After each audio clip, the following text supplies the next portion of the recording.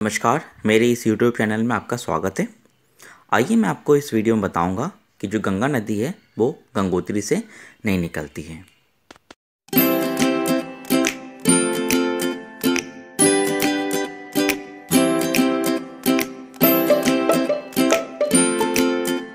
गंगा नदी एक्चुअली कहीं से निकलती नहीं है, बल्कि ये दो नदियों के मेल से बनने वाली नदी है।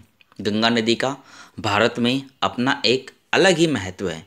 हिंदू धर्म में इसे पूजा जाता है और पवित्रता का प्रतीक माना जाता है। काशी हो, हरिद्वार हो या ऋषिकेश हो, यहाँ पर गंगा नदी के किनारे लोग स्नान करते हैं और अपने पापों से मुक्ति होने के लिए पूजा करते हैं। आइए मैं आपको वीडियो की मदद से बताता हूँ गंगा नदी कैसे निकलती है। तो आइए समझते हैं कि जिसे हम गंगा कहते हैं और जिसका मानते हैं कि जो गंगा है वो गंगोत्री से निकलती है, तो वो एक्चुअली निकलती कहाँ से, या फिर जैसे मैंने आपको बताया गंगा निकलती तो कहीं नहीं है, बट वो कई सारी नदियों से मिलकर बनती है। जैसे मंदाकिनी हो गई या भागीरथी नदी हो गई, ठीक है। इन सब के मिलाप से गंगा नदी का निर्माण होता है। लेकिन गंगा नदी का जो निर्माण है वो कैसे, मतलब कहाँ कहाँ से होता है, आइए स्टार्ट करते हैं। जो गंगोत्री की बात करते हैं, गंगोत्री से जो भगीरथी नदी निकलती है, तीन चीज़ें आपको बहुत अच्छी तरह से जानकारी होनी चाहिए। एक है गंगोत्री, जहाँ से भगीरथी निकलती है। दूसरा केदारनाथ, जहाँ से मंदाकिनी निकलती है। तीसरी जगह हमारे पास है बद्रीनाथ, जहाँ से अलकनंदा नदी निकलती है। आइए इस मैप के द्वारा मैं आपको दिखाता हूँ कहाँ है अपना प्यारा भारत। ये है अपना प्यारा भारत। इसको मैं जूम कर लेता हूँ थोड़ा सा। जी हाँ, this is our beautiful India and here we go। Uttarakhand, इस एरिए के आसपास है अपनी ये सारी चीज़ें।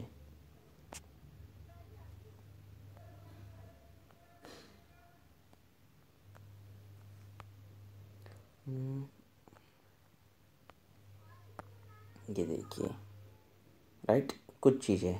जो पहली चीज़ें हैं गंगोत्री, ये है गंगोत्री। अगर मैं इसको 3D डायग्राम दिखाऊं, this is Gangotri, right.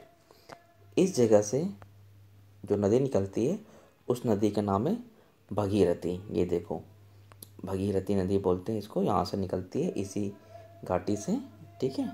Bhagirathi, आपने ये प्लेस याद कर लेना है। नंबर 2 पे देखते हैं हम यहाँ पे केदारनाथ। चलते हैं हम।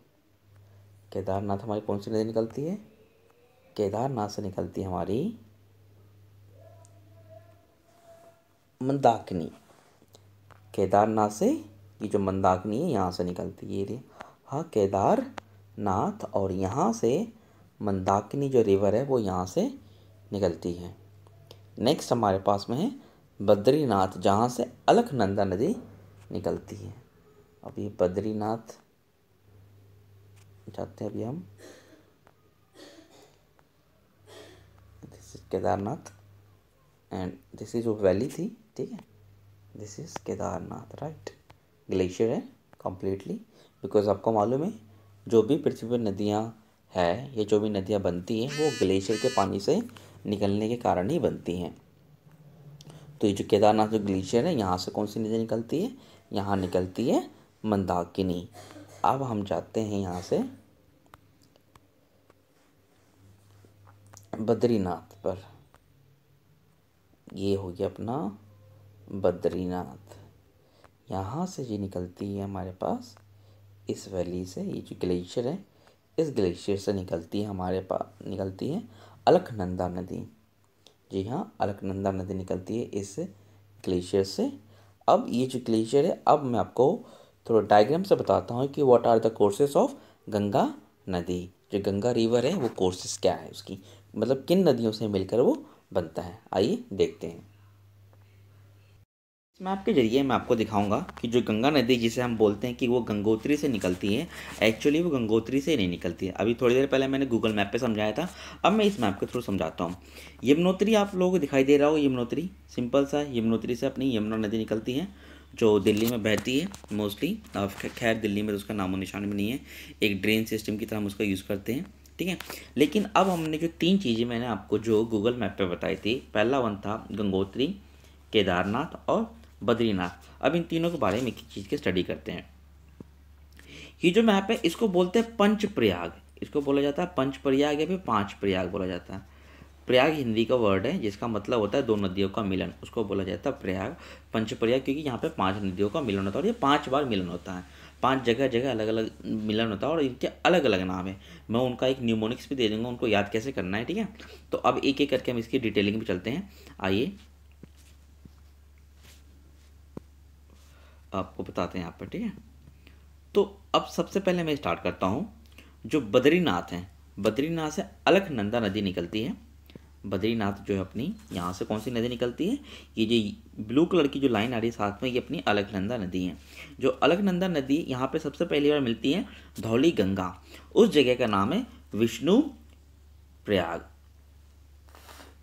विष्णु प्रयाग, प्रयाग नंबर 1। जब ये और नीचे आती है और नीचे आती है तो पीछे से एक और नदी आती है, उस नदी का नाम है नंदाकिनी। जब यहाँ पे नंदाकिनी मिल जाती है तो इसको बोलते हैं नंद प्रयाग नंबर 2।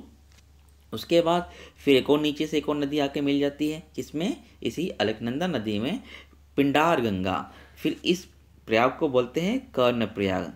फिर ऊपर केदारनाथ से जो मंदाकिनी नदी आती है इसी में मिल जाती है।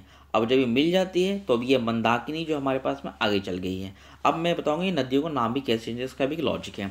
जब मंदाकिनी नदी आकर मिलती है इस अलकनंदा नदी पर आकर मिल गई तो इस को बोलते हैं हम रुद्र प्रयाग। जो नदियों का यहाँ पे नाम चेंज ही नहीं हो रहा, नदियों का नाम तभी चेंज होता है जब, फॉर एग्जांपल जैसे कि अगर आप मानोगे यहाँ पे मंदाकिनी आकर मिल गई, तो मंदाकिनी अभी भी मंदाकिनी ही जो यहाँ पे मंदाकिनी आके मिल रही है, यहाँ पे ये जो ऊपर से जो मंदाकिनी आ रही है ये इसमें मिल रही है, लेकिन अभी इसका नाम चेंज यहाँ पर नहीं हुआ। बिकॉज नदियों का नाम तभी चेंज होता है जब एक नदी, मान लो नदी ये ए है और ये मैं आपको दूसरे पेज पे बता देता हूँ। मान लो ये नदी ए है, ठीक है, और ये नदी बी है। इसकी डेप्थ ज़्यादा है और इसकी डेप्थ क्या है, कम है, राइट। जब ये वाली नदी इस नदी से आके कहीं मिलेगी किसी एक पॉइंट पर, किसी एक जंक्शन पर, तभी इसका नाम ए, रिवर ए ही कहलाएगी। ये रिवर ए ही कहलाएगी, रिवर सी या बी नहीं कहलाएगी। बिकॉज ए इसलिए कहलाएगी क्योंकि इसकी डेप्थ क्या है, बहुत ही ज़्यादा है। ये रूल होता है नदियों का। अगर फॉर एग्जाम्पल दोनों नदी का लेवल सेम है, इसकी भी डेप्थ इक्वल है और इसकी भी डेप्थ इक्वल है, जब दोनों की डेप्थ इक्वल है तब नदी का नाम बदल देते हैं। तब यहाँ पे नाम ये ए नहीं आएगा, यहाँ पे इसका नाम हो जाएगा रिवर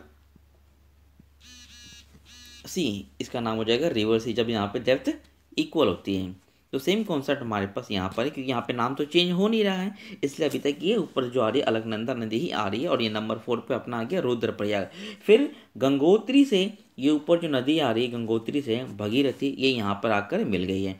अब यहाँ पर आकर इसका नाम इसलिए चेंज हो गया आगे जाकर क्योंकि इसकी भी डेप्थ इक्वल होगी और इसकी भी डेप्थ इक्वल होगी, बिकॉज दोनों की डेप्थ इक्वल है। अगर दोनों में से किसी एक की डेप्थ ज़्यादा होती है और एक कम होती है तो दोनों एक दूसरे के नाम पे रखा जाए, लेकिन यहाँ पे दोनों की जो गहराई है लगभग समान समान है, तो यहाँ पे नाम चेंज हो गया। तो इस नदी का नाम हो गया गंगा। एक्चुअली जो गंगा है वो पंचप्रयाग, जो देव प्रयाग है, यहाँ पर आकर मिलती है। तो 5 प्रयाग है। अब ये 5 प्रयागों के नाम आपको याद करने का सबसे निमोनिक्स, बेस्ट निमोनिक मैं आपको दूंगा। सबसे नंबर 1 पे है, देखो वहाँ पे सबसे नंबर विष्णु प्रयाग। विष्णु भगवान पृथ्वी पर अवतार लेकर आए थे। किसके अवतार लेकर आए थे, विष्णु का अवतार लेकर आए थे। जब विष्णु का अवतार लेकर आए थे तो वो किसके घर में जन्म लिए थे, वो जन्म लिए थे नंद नगरी में जन्म लिए थे कृष्ण जी। कृष्ण जी विष्णु के अवतार हैं, नंद नगरी में उन्होंने क्या लिया था, जन्म लिया था। जन्म लेने के बाद वो कर्ण प्रयाग, कर्ण प्रयाग में हमारे पास क्यों आया था। नेक्स्ट हमारे पास जो कर्ण प्रयाग, कर्ण प्रयाग हमेशा ध्यान रखना, कर्ण कानों में कुंडल पहनता था, कर्ण का से कुंडल जो पहनता था। उसके बाद आता है हमारे रुद्र प्रयाग। फिर जब भगवान कृष्ण ने रुद्र प्रयाग दिखाया था, जब वो शांति प्रस्ताव ले गए थे पांडवों का हस्तिनापुर, तो उन्होंने क्या दिखाया था अपना रुद्र रूप दिखाया था, उसको बोलेंगे हम रुद्र प्रयाग। उसके बाद जब वो महाभारत के क्षेत्र में जब वो अर्जुन के सामने अपना उन्होंने देव रूप दिखाया तो उसको बोला जाएगा देव प्रयाग। आपको सीधा सिंपल सा निमोनिक है, निमोनिक सिंपल से ये है। नंबर 1 पे आपने क्या निकालना है हमारे पास में, विष्णु प्रयाग, विष्णु। नंबर 2 पे हमारे पास में क्या आ जाएगा, नंद प्रयाग। नंबर 3 पे हमारे पास क्या आ जाएगा, कर्णप्रयाग, नंबर 4 पे हमारे पास आ जाएगा रुद्रप्रयाग, और नंबर 5 पे हमारे पास में आ जाएगा देवप्रयाग, राइट। ये पांचों नदियां हमारे पास में, ये प्रयागों का नाम आपको याद रखना है। विष्णु प्रयाग, विष्णु जी का रूप थे कृष्ण, कृष्ण जी का जन्म कहाँ पर हुआ था, नंद नगरी में हुआ था, नंद के यहाँ। उसके बाद कानों में जो कुंडल पहनते थे कर्णप्रयाग। उसके बाद भगवान ने अपना रूप दिखाया था, रुद्र रूप दिखाया था अपने हस्तिनापुर के सभा में, जब वो शांति प्रस्ताव लेकर गए थे पांडवों का। उसके बाद उन्होंने दिखाया था देवप्रयाग, जब वो युद्ध के क्षेत्र में, कुरुक्षेत्र के रणभूमि में वो बिल्कुल वहाँ पे खड़े थे अर्जुन के सामने में। ये बहुत ही सिंपल सा निमोनिक है। अब ये अगर मैं यहाँ पे दिखाऊँ, अब ये पूरा ड्रेनेज सिस्टम दिखाऊं, यहाँ पे उत्तरकाशी जो हमारे पास में, अगर ये उत्तराखंड का अगर मैं 2 पार्ट बना दूं यहाँ पर, तो अगर मैं इसको यहाँ पे 2 पार्ट बना दूं, फॉर एग्जांपल छोटा सा पार्ट, ये पार्ट को मैं बोल देता हूँ कुमायूं, ठीक है, और इस पार्ट को बोल देता हूँ गढ़वाल, ठीक है। ये 2 पार्ट, ये इधर ही में जो काफ़ी बहुत सारे हिमालयस वगैरह, यहाँ पे हिमाद्रीज वगैरह, यहाँ पे जो नदियाँ वगैरह काफ़ी घाटी गहरी नदियाँ होती हैं, ठीक है। लेकिन यहाँ पे जो नदियाँ होती है वो कम गहरी होती है। तो एक्चुअली गंगा को 2 भागों में बांट सकते हैं। एक भाग हमारे पास कुमायूं में आता है, दूसरा भाग हमारे पास गढ़वाल में आता है, ठीक है। अब ये मान लो फॉर एग्जांपल उत्तरकाशी जो गंगोत्री है, जनरली माना जाता है कि जो उत्तरकाशी की जो एक वो जगह है, या फिर जो उसको मान लो जिला मान लो जो गंगोत्री है, वहाँ से गंगा नदी निकलती है। एक्चुअली वहाँ से गंगा नहीं, वहाँ पर भगीरथी निकलती है। उसके अंदर एक और नदी आके मिलती है, भिलांगना नदी आकर उसमें मिल जाती है। तो ये पूरा उत्तर प्रदेश स्टार्ट होते होते, ये पूरा अगर आपको उसकी बात करूँ, ये उत्तर प्रदेश में पूरा ट्रैवल करके ये पूरा बिहार, फिर जाके बंगाल, और ये पूरा अंत में जाकर ये बंगाल की खाड़ी में ये ड्रेन हो जाता है। तो ये पूरा इसका रिवर का सिस्टम है। Thank you very much for watching this video. आपको, आई होप आपको ये वीडियो पसंद आया होगा। बाय बाय, टेक केयर, और प्लीज़ मेरे चैनल को सब्सक्राइब करना ना भूलें।